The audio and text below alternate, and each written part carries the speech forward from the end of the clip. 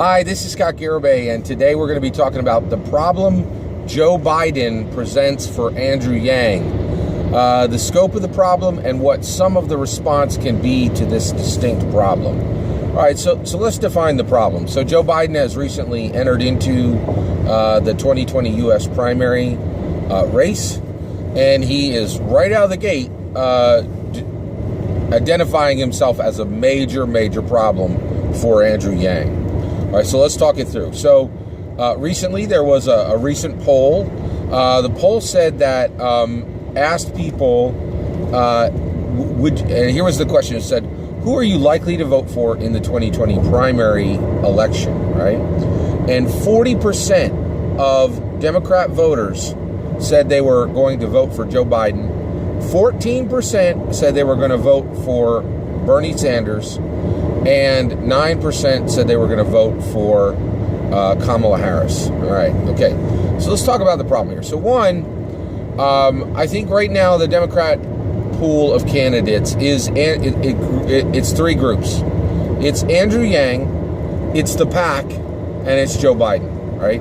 I really believe that Andrew Yang has a significant fighting chance, and that he can manage any of the opponents in the PAC pretty easily. I really feel that based on what he's doing now, Andrew Yang has the distinct possibility of beating anyone in the PAC, but Joe Biden is truly different. Let's talk about why Joe Biden is different.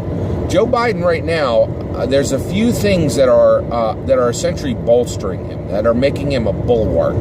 They're making him incredibly difficult to move, and have really surged him forward as a huge establishment candidate, saying like the party's behind him.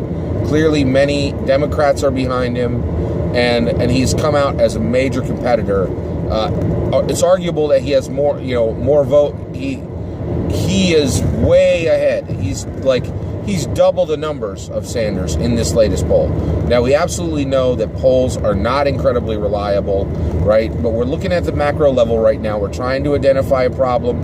I think this poll is useful to tell us, yes, we have a problem with Joe Biden, and he really needs to be treated differently than any other opponent for Andrew Yang's team and for Andrew Yang himself. All right, so let's talk it through. So the power of getting 40% when your closest opponent, and by the way, Yang is down below 3% with the PAC in this poll.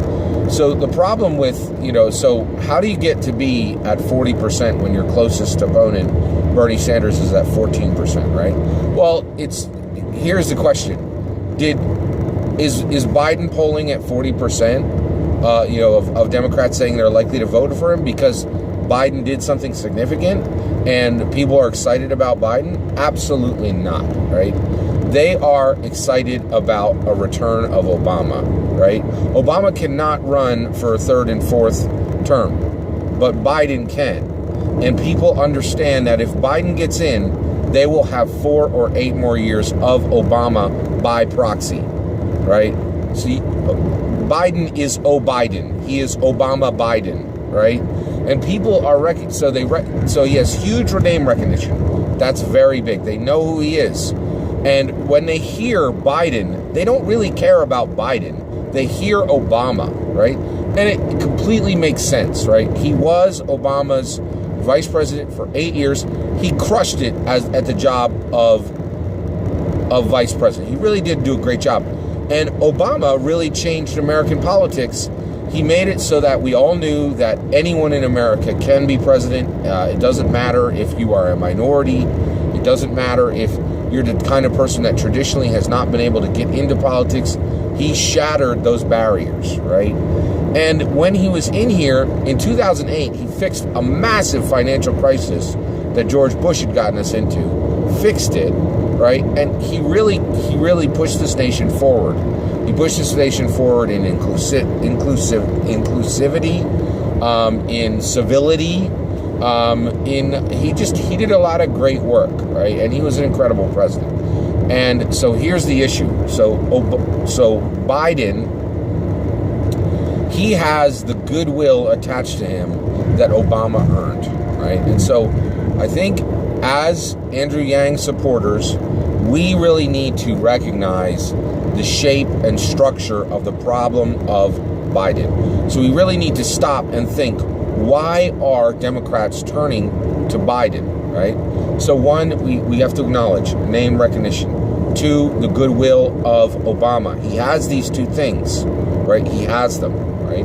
The other thing is we need to think about the voters and say, why would they do this? When they have a candidate like Andrew Yang, right? Why would they choose Biden, right? So let's talk about it, right? So what kind of candidate is Andrew Yang?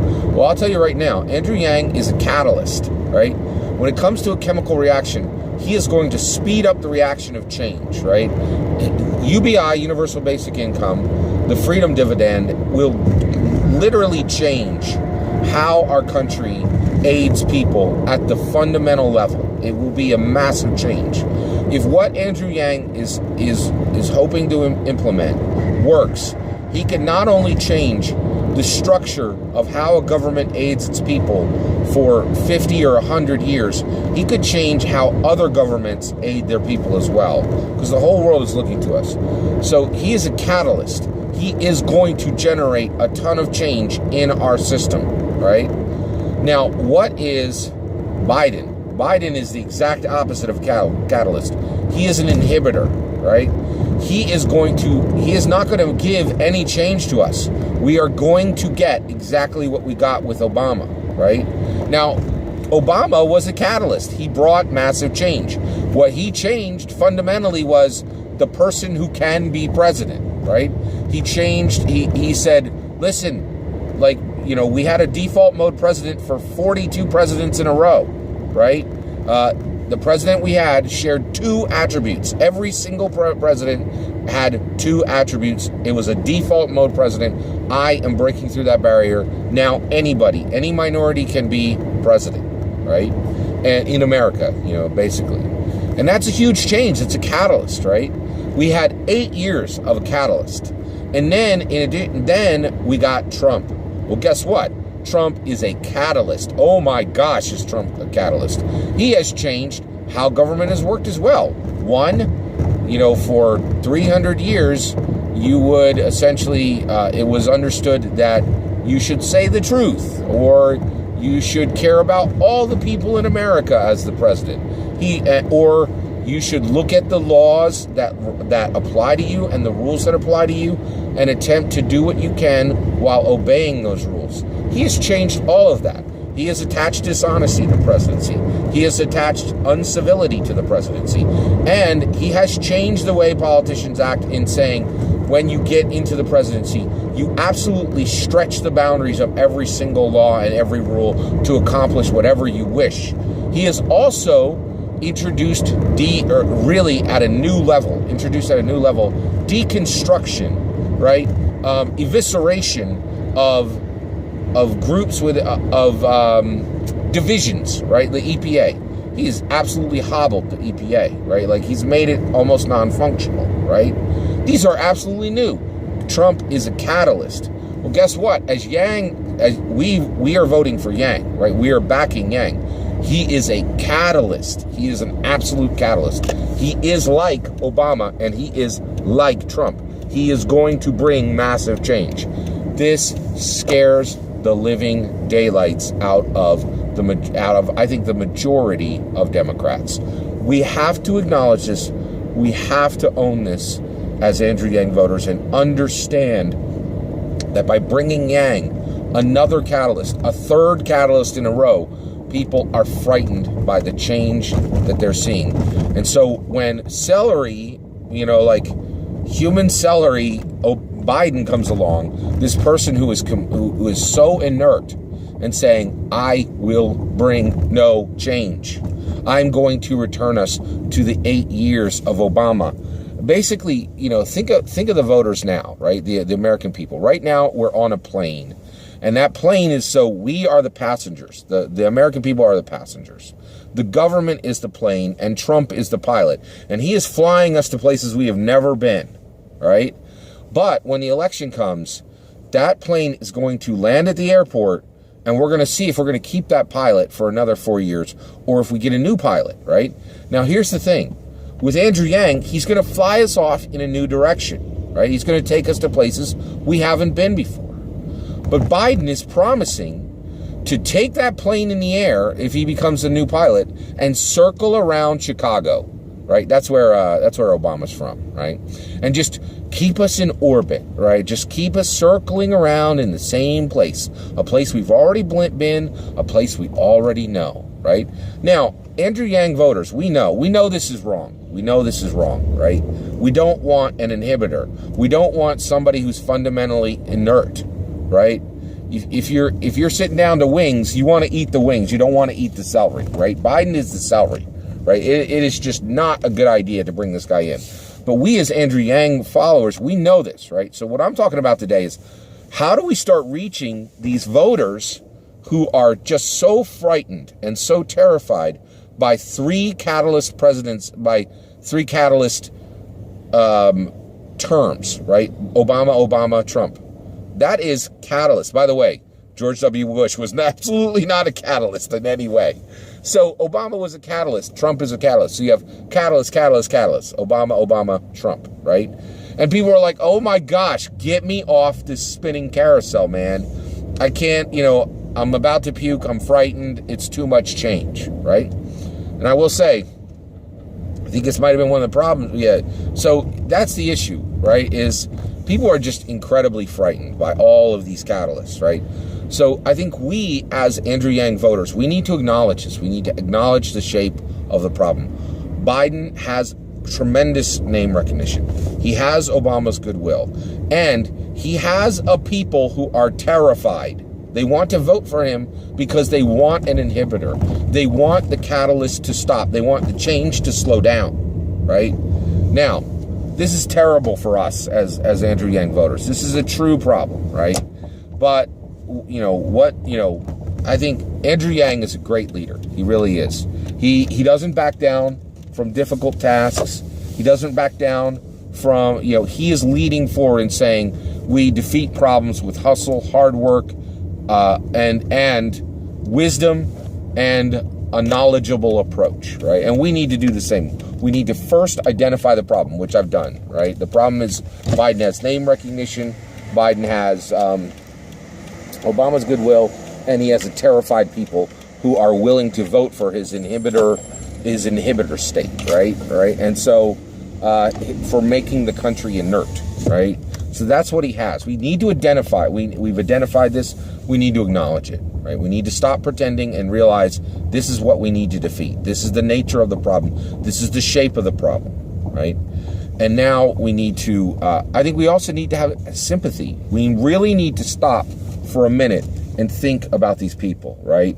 None of us want an inhibitor president. None of us want change to stop. We're progressives. We want this nation to change forward, to move forward. And guess what? If you're an Andrew Yang voter, you're not afraid, right? You're not afraid of a fourth catalyst term and a fifth catalyst term, right?